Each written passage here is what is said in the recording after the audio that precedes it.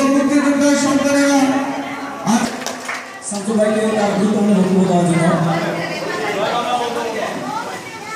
কারণ আমাদের সখীপুর ইউনিয়নে যা পরিশ্রমে আজকে আমাদের চাষাবাদ ব্যক্ত করে তোমাদেরকে আশীর্বাদ জানিয়ে আজকে আমার সংক্ষিপ্ত বক্তব্য শেষ করি।